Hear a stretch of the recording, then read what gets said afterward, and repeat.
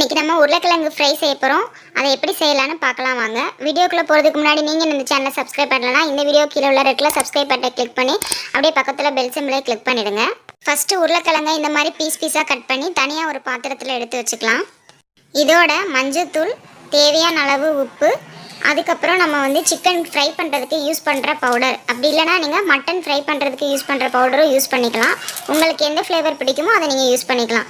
இப்போ இதை எல்லாத்தையும் சேர்த்து நல்லா ஒரு கரண்டி வச்சு நல்லா மிக்ஸ் பண்ணிக்கோங்க. அந்த மசாலா எல்லாம் உருளைக்கிழங்கு ஃபுல்லாக படுற மாதிரி நல்லா மிக்ஸ் பண்ணிக்கோங்க. இப்போ ஸ்டவ் ஆன் பண்ணிவிட்டு அது மேலே கடாய் எடுத்து வைங்க. தேவையான அளவு எண்ணெய் ஊற்றிக்கோங்க. எண்ணெய் காஞ்சதும் தேவையான அளவு கடுகு, உளுத்தம் பருப்பு சேர்த்துக்கலாம். கடுகு நல்லா வெடிக்க ஆரம்பிச்சதுக்கப்புறம் கருவேப்பிலை கொஞ்சம் சேர்த்துக்கலாம். அதுக்கப்புறம் 2 பல்லு பூண்டை நான் தட்டி வச்சுருக்கேன், அதை இதோட சேர்த்துக்கிறேன்.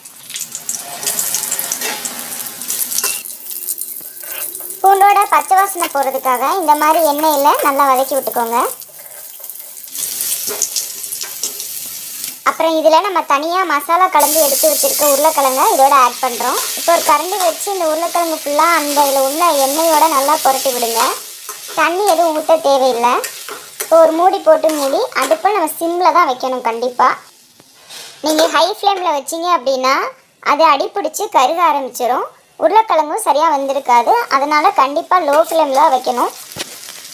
அப்புறம் ஒவ்வொரு 2 நிமிஷத்துக்கு அப்புறமும் மூடி ஓப்பன் பண்ணிவிட்டு நம்ம உருளைக்கிழங்கை நல்லா கிளறி விடணும். அப்போ தான் உருளைக்கிழங்கோட எல்லா பகுதியும் நல்லா வேகும். உருளைக்கிழங்கு கம்ப்ளீட்டாக வேகிற வரைக்கும் ஸ்டவ்வை நம்ம லோ ஃப்ளேமில் தான் வச்சுருக்கணும். ஒவ்வொரு டைமும் மூடி ஓப்பன் பண்ணும்போது இந்த மாதிரி அடியில் அந்த உருளைக்கிழங்கு ஒட்டிகிட்ருக்கோம். ஸோ அதை நாங்கள் லைட்டாக கிளறி விட்டு அதெல்லாம் எடுத்து விடுங்க. இந்த இடத்துல உப்பு கரெக்டாக இருக்கான்னு நீங்கள் செக் பண்ணிக்கலாம். உப்பு பத்தலை அப்படின்னா தூள் உப்பு லைட்டாக ஆட் பண்ணி லைட்டாக கிளறி விட்டிங்க அப்படின்னா கரெக்டாக வந்துடும். உருளைக்கிழங்கு வெந்திருச்சான்னு செக் பண்ணிக்கோங்க. வெந்திருச்சு அப்படின்னா ஸ்டவ் ஆஃப் பண்ணிக்கோங்க. இப்போ நமக்கு தேவையான உருளைக்கிழங்கு ஃப்ரை ரெடி ஆயிடுச்சு. இதே மாதிரி நீங்களும் வீட்டில் செஞ்சு பார்த்து இதோட டேஸ்ட் எப்படி இருக்குன்னு மறக்காமல் கமெண்ட் பாக்ஸில் கமெண்ட் பண்ணுங்கள்.